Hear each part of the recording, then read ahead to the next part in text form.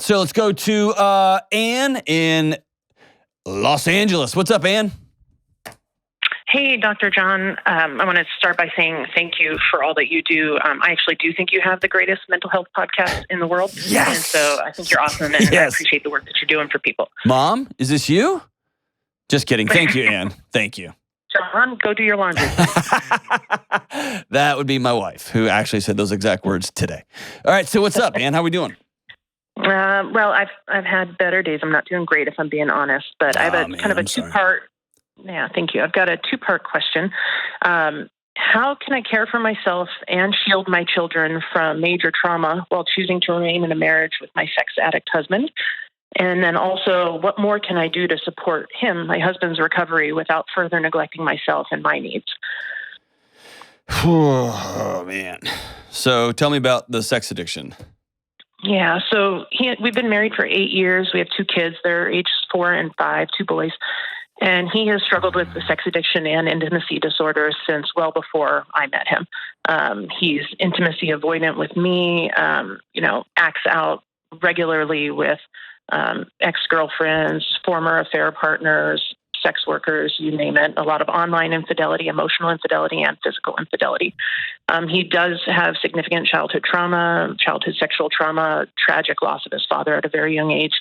I also have significant childhood trauma, which I'm sure doesn't help the situation at all. I'm a big old 7 on the ACEs score, but my husband has really short periods of sobriety, followed by a relapse every year to 18 months on average. He's in and out of therapy with his CSAT, a certified sex addiction therapist, and currently not in therapy despite a relapse about 6 weeks ago.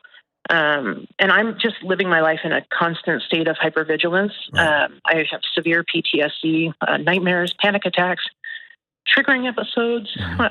It's happening. Hold on. It's happening right now. Take a breath. Take a breath. Take a big, deep breath and hold it for a second, okay? And let it out.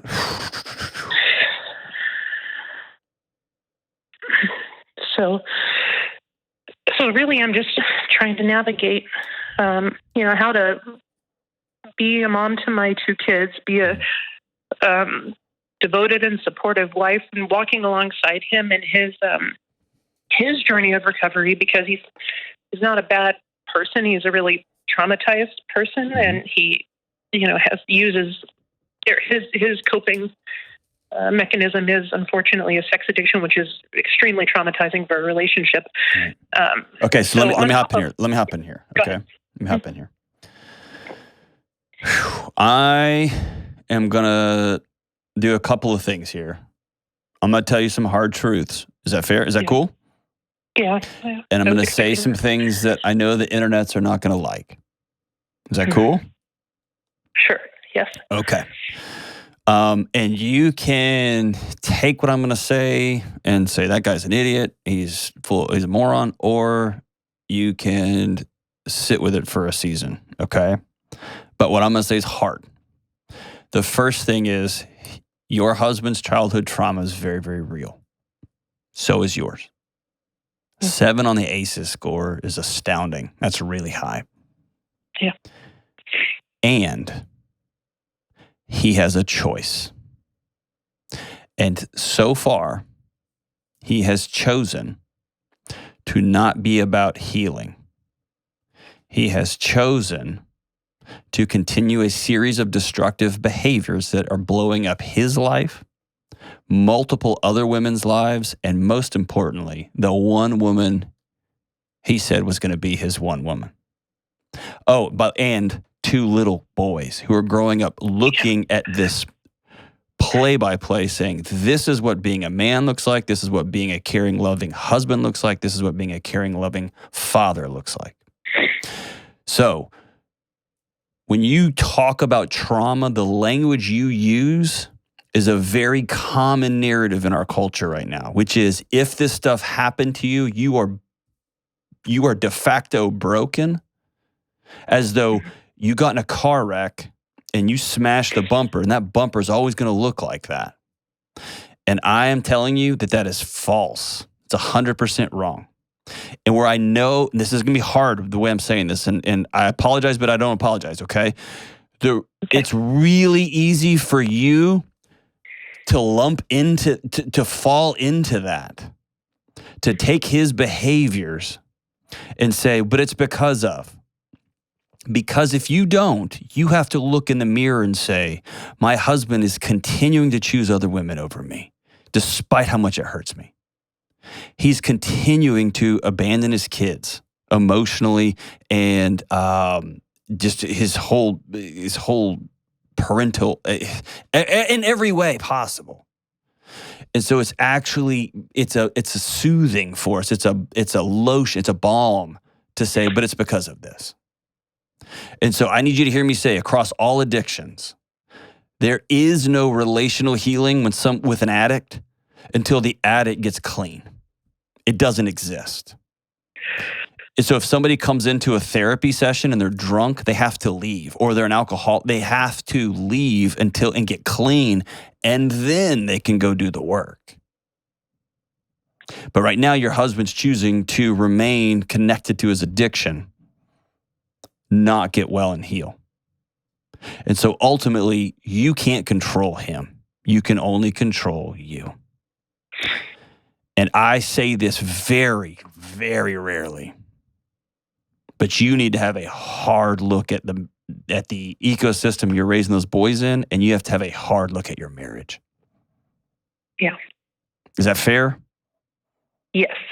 Is your childhood trauma one of neglect and abandonment or fixing? Absolutely, yeah. Okay. So this whole thing feeds a narrative that your body knows. It feeds a story that your body has been down before, right? And so part of you getting out of this thing is you deciding to get well. Yes. Is that fair? Absolutely, yeah. I'm heartbroken for you. And you could probably hear it in my voice. I'm mad at him. I've never met him. And I'm, as a rule, I don't get mad at addicts. I get heartbroken about addicts. This one feels different to me. This one something feels off about this.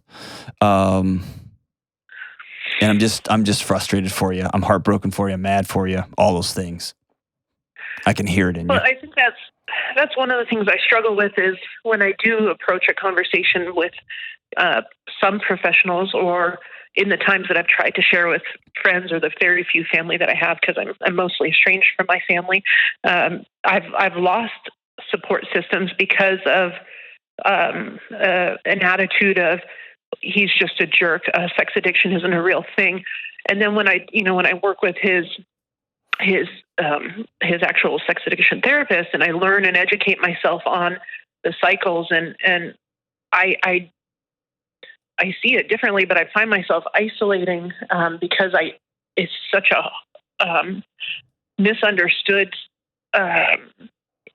condition is not the right word, but misunderstood addiction, that I'm finding myself just completely isolated because talking about it brings more shame for me, but also the fear of pushing people away or people having an image of our family and of him. I want to protect him too, which I probably shouldn't care so much about that. But you love him. But here's the thing. Of course, yeah.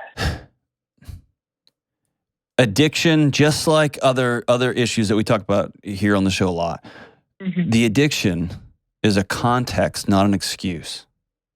Right. You are being abused. Your boys are being abused. Okay? And he has an addiction. Those two things one does not cancel the other out, and one does not make the other okay. But they can run simultaneously.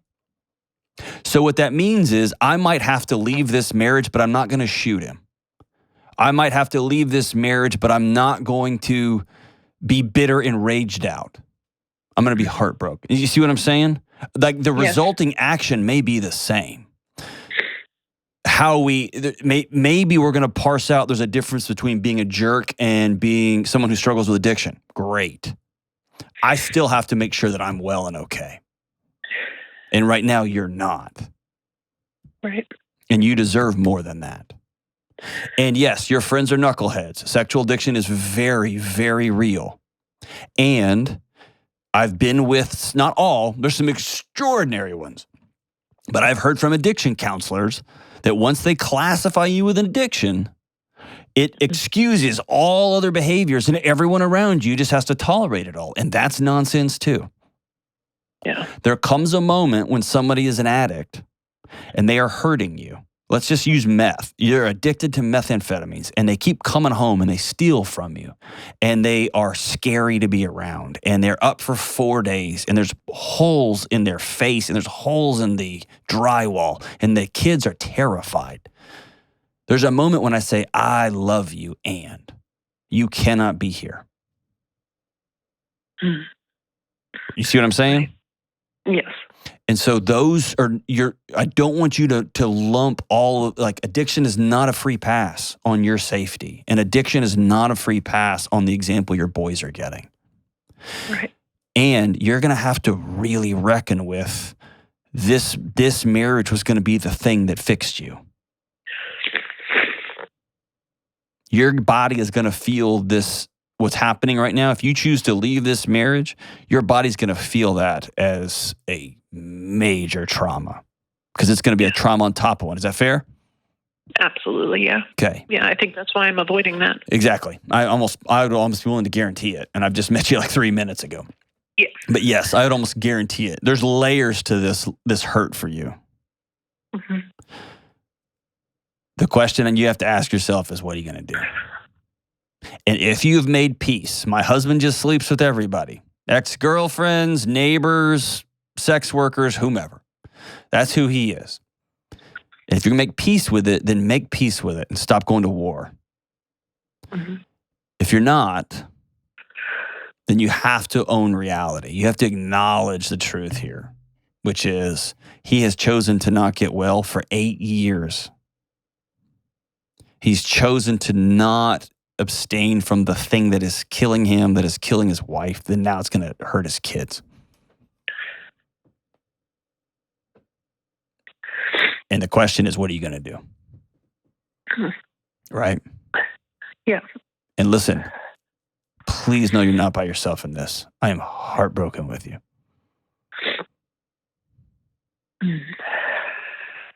It's my opinion that sex addiction is one of the hardest addictions to clear because it's so deeply woven into a need, right? A human connection need. It's so prevalent in society too. You know, the internet has made things, I think, a lot worse for absolutely. It's a mess. Alcohol, you can remove it from a household. You can't take the internet away from the world. You can't take pretty women off the streets. You can't, it's everywhere. It's like being addicted to water, right? Or it's like having disordered eating challenges. Like you've got to make peace with food because you can't just stop eating forever. You can stop cocaine forever, but you can't stop eating, right? So very, very similar here.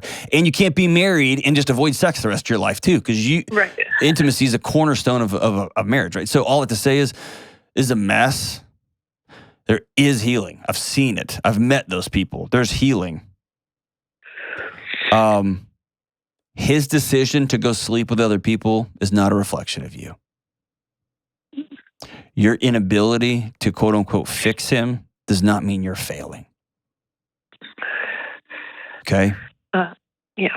I think on a cerebral level, I understand that intellectually, and then emotionally, processing it and really accepting that is a little harder. It is. I want you to, this is going to be hard, and maybe spend some time with your counselor writing this stuff down, but you haven't been on a 10-year failed journey to fix some dude. And his choice to not be intimate with you and to not truly try to get to the bottom of his addiction is not because you weren't pretty enough or because you weren't sexy enough or because you didn't do the right things or say the right things or walk the right way. He's got stuff in his heart and his head and his experiences that are heavy and hard, no question about it. But that's not a context for abuse. That's not a context for hurting you. It's not it's a context, not an excuse for abuse. It's not an excuse to hurt you, and it's not an excuse to drag two little boys through. This is what manhood looks like, and this is what fathering and husbanding looks like. I'm so sorry. It was one of those calls. I wish there was like some great magic dust I could sprinkle on this one. This one's a mess. This one's going to be hard. This one's going to be tough to unwind. You're going to have to get a professional to walk with you. Please do that because you are worth more.